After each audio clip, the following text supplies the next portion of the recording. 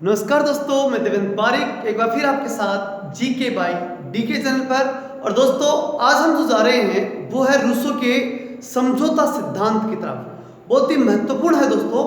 Hobbs लोक के समझौते के बाद तीसरा जो कॉन्ट्रैक्टर विचारक है वो है रूसो। और इसके समझौते के अंदर से एक क्वेश्चन आपको कंफर्म आएगा और जो मैटर मैं आज लाया हूं उसमें से कंफर्मली आएगा, इसलिए अंत तक जरूर देखिएगा। इसको शुरू करें। सबसे पहले हम बात देखेंगे कि रूसो के सामाजिक समझौते की मानव स्वभाव के संबंध में जो हमने पहले पढ़ा था, लेकिन उसमें कुछ महत्वपूर्ण चीजें रह गई थी, तो वो यहाँ क्लियर करेंगे। प्राकृतिक अवस्था और समझौते का कारण। तो डिटेल से मैंने मानव स्वभाव के बारे में पूरा बताऊंगा, फिर से डिटेल से, घबराइए मत। प्राकृतिक अवस्था के बारे में और समझौते का कारण, ये सब डिटेल से पढ़ेंगे। और समझौता फिर कैसे हुआ, किस प्रकार से हुआ, इन सब को हम पढ़े। साथ ही लगातार दोस्तों हमारे द्वारा इसके वीडियो डाले जा रहे हैं। सो अगर अभी तक हमारे चैनल को आपने सब्सक्राइब नहीं किया तो सब्सक्राइब कर लीजिए। जी हाँ, थैंक यू। अब इसे बेल आइकन प्रेस कर दीजिए। धन्यवाद। अब हम चलते हैं पॉइंट की तरफ। पॉइंट है मानव स्वभाव। रूसो के अनुसार समझौते में सबसे इंपॉर्टेंट चीज थी मानव का स्वभाव। इसको देखिए, उससे पहले एक महत्वपूर्ण कोटेशन मैक्सी का देखना होगा। मैक्सी ने एक बात कही कि रूसो प्रकृति का शिशु था, और ये बात हम अंत तक साबित कर देंगे कि रूसो जो है वो प्रकृति का शिशु था। कैसे था ये हम अंत में जाकर क्लियरली कर पाएंगे, इसलिए इसको अंत तक देखिएगा। मानव स्वभाव कैसा? सद्गुण और दुर्गुण। दुर्गुण कम थे, सद्गुण ज्यादा थे। तो पहली और सबसे इंपॉर्टेंट बात, रूसो के अनुसार मानव का स्वभाव कैसा था? सद्गुण युक्त था। दूसरी चीज, मानव का स्वभाव और क्या था? आदर्श बर्बर था। आदर्श तो कैसे था कि उसमें कोई कमी नहीं थी। और बर्बर कैसे था? क्योंकि वो सभ्य नहीं था, इसलिए आदर्श बर्बर या नोबल सेवेज था। क्या? मनुष्य का स्वभाव उस आदिम अवस्था में मनुष्य का परमानेंट स्वभाव है।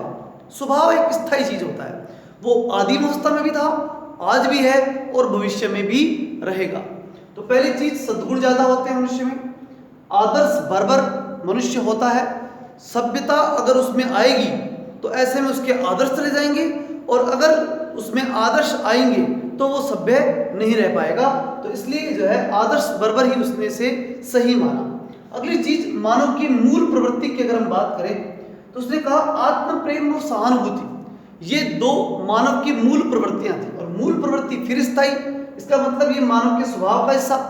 तो मानव का स्वभाव कैसा?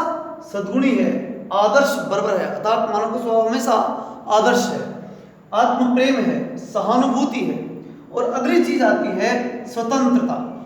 तो जिसके लिए रूसो अपनी पुस्तक सोशल कॉन्ट्रैक्ट में कहता है कि मनुष्य स्वतंत्र पैदा होता है किंतु सर्वत्र जंजीरों में जकड़ा रहता है। ये बात सोशल कॉन्ट्रैक्ट के अंदर रूसो कहता है। इसका मतलब ये भी क्या था? मनुष्य का स्वभाव, स्वतंत्रता भी मनुष्य का सबसे बड़ा स्वभाव है। मनुष्य हमेशा स्वतंत्र पैदा हुआ है, अर्थात उसके स्वभाव में स्वतंत्रता बसी हुई है। लेकिन परिस्थितियां ऐसी आई कि वो क्या बन गया? उस जंजीरों में जकड़ा गया।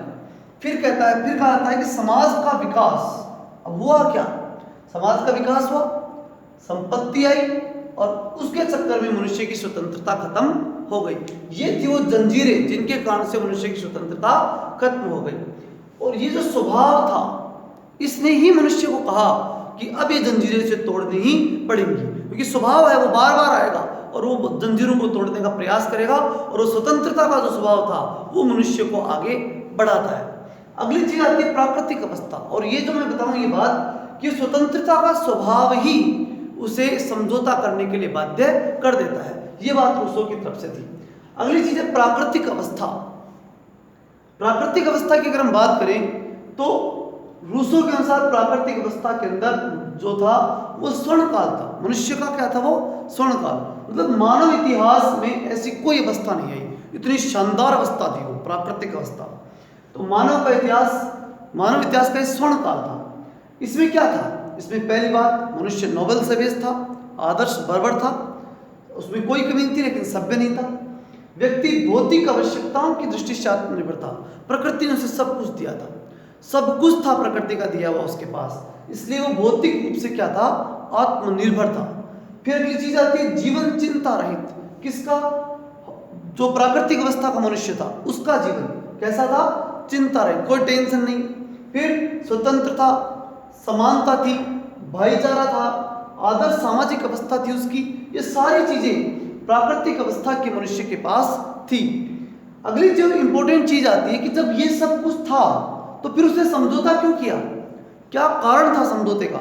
तो देखिए आदर्श समाज का अंत हो गया, ये जो समाज था ना इतना बढ़िया, ये पूरी तरह से क्या हो गया, खत्म हो गया।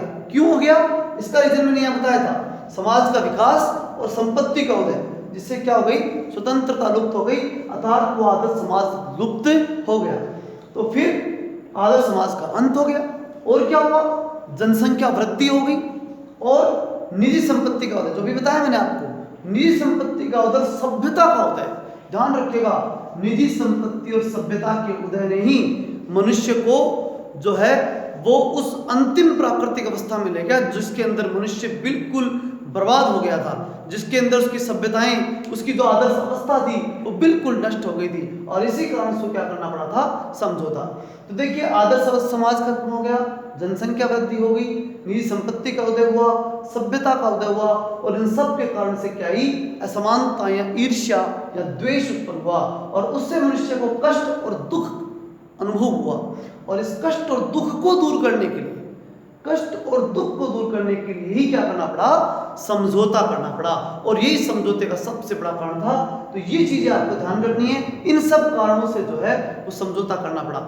समझौता क्या था, हॉब्स के साथ उसकी तुलना क्या थी, लोक के साथ उसकी तुलना क्या थी, ये सब देखते रहने के लिए लगातार हमारे चैनल को देखते रहिए। जय हिंद, जय भारत।